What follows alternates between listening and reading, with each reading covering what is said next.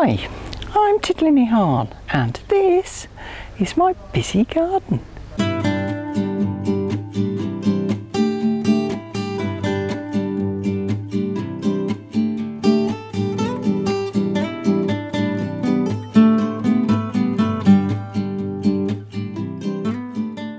We've had a lot of heavy rain this last week and I'm certainly not complaining because the garden has really enjoyed it.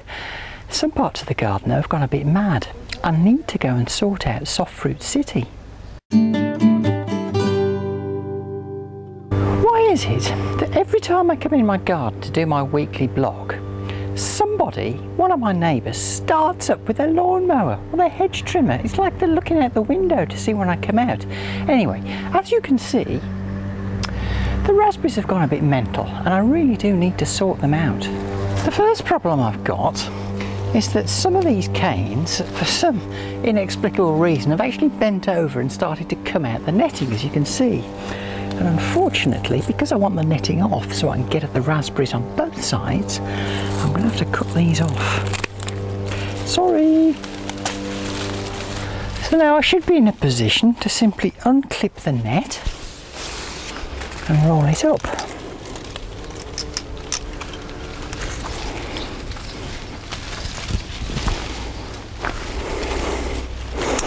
Alright, so now I can get underneath the net. Now the first thing I'm going to do is cut out all the old canes. They've already borne fruit this year, they're much darker in colour. I'll just cut one out to show you.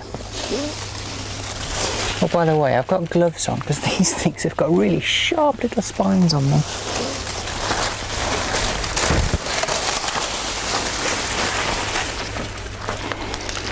See that? Much darker wood. Need to take these out to give these new canes room to grow. Now another thing to notice, if you can, is I've actually got 4 new canes growing in this very small space, and they're all going to be competing for nutrients, so I'm actually going to take 2 of them out. It's just a matter of deciding which 2 really. I think I'll keep this one, and I'll keep this one, and I'll take that one out, and I'll take the far one out.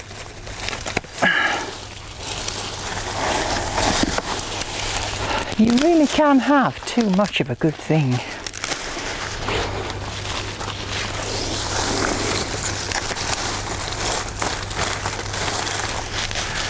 Another thing I need to do is to remove any canes like this, which are actually growing well outside the line of the support. I'll just rip them out. This is going to take me a little while, so I'll see you again in a little bit.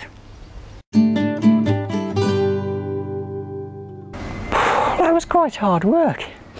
I've managed to cut out all the old canes, I've thinned out all the new canes, I've tied the new canes onto the support. There's my big pile of raspberry rubbish. Now you may say I've been a bit brutal, maybe I should rename this Titli's Brutal Garden, but if you've ever grown raspberries you will know that given half a chance they will just take over, as I found to my cost the first year I was here. Job done, apart from putting the net back. So the next job concerns the tayberries. They've just about finished. I've had a good crop off them this year, so I'm going to cut out the old canes and tie in the new ones.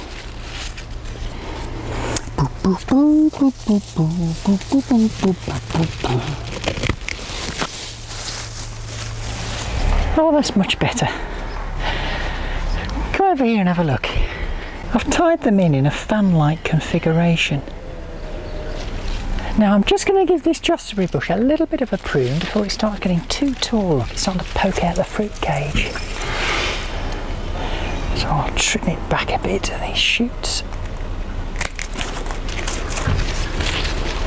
That's a bit better. It'll get another prune again later in the year, but for now I'm happy with that. Now before I leave Soft Fruit City there is one thing I do want to show you. I'm usually used to picking blackberries around middle of August, early September, but look, they're here already. Guess what I'm having for tea tonight? So my next job is to pick some of these lovely looking blueberries. Now they're not particularly big as far as blueberries go, certainly not compared to the ones that you might get in the store, but they look pretty good, and they're all mine. Well, I'm rather pleased with that. A couple of 100 grams of blueberries there.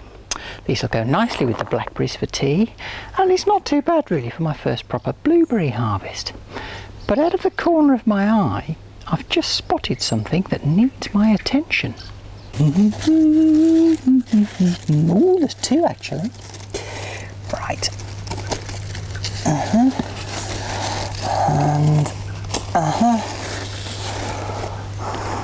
good heavens, aren't they lovely? Now maybe you understand why I called my courgette bush John. Ooh. Now I've come into the greenhouse because I want to talk to you about my tomatoes. All my plants get the same amount of water every day, and these two plants are doing quite well. The amount of blossom end rot I'm experiencing here is quite small, very negligible. However, these two is where all the problem is. I mean, the amount of fruit I've picked off, I mean, look at that, look at that. The amount of fruit I've picked off here with blossom end rot has been frightening. But I've noticed something rather interesting. Watch. I'll just pour some water into this grow pot, fill it up. This is the amount of water every tomato plant gets every day. And now I'll fill up this one on the end, which seems to be the problem grow bag. Right, now we'll wait 30 seconds. Now you can see after about 30 seconds the water here has practically disappeared, but the water level in the first grow pot I filled in the left hand bag is still very high. Now that's rather peculiar, and it either means that there is a black hole under the right hand grow bag, in which case I'm probably about to be spaghettified, or there's a hole in the grow bag and the water's just flowing straight out, which is not surprising. This isn't getting enough water. But this plant, I'm afraid, I'm just going to take it out. I mean, there's just no fruit to salvage on this plant at all, so I might as well take it out rather than waste water trying to water it, because it's just not happening. Now you can see that this far plant still has some fruit on it, and it's pretty good fruit. Oh, it's picked itself. Okay, I've just picked a tomato. But what I'm going to do is I'm going to cut this down to about here and then leave the remaining fruit to ripen.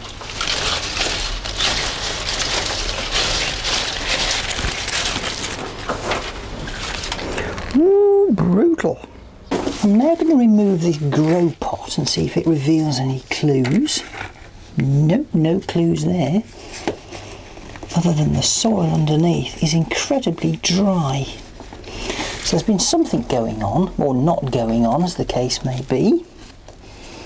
So the next thing I'll do is I'll just slide this grow bag out to see if there's any clue as to where all the water's gone. Hopefully you can see that it is kind of damp under there. And if I put a bit of water on it, it just disappears. Well, the only conclusion I can come to is there's actually quite a large hole on the underside of the grow bag, and I won't really know until I take that tomato plant out. But that's not going to happen for a week or two. But it does tell me that next year I'm going to have to stick my grow bags in big grow bag trays to prevent whatever's caused this problem from happening again. Pooh! Meanwhile, my corn in a grow bag is doing extremely well. I'm just waiting for the first sign of flowers so I can do the business. Well, that's all I've really got time for this week. My jeans are covered in squished raspberries, old mouldy squished raspberries, and I think I need a nice cool shower because it's pretty warm today. Thanks for watching, and do join me next time in Titli's busy garden.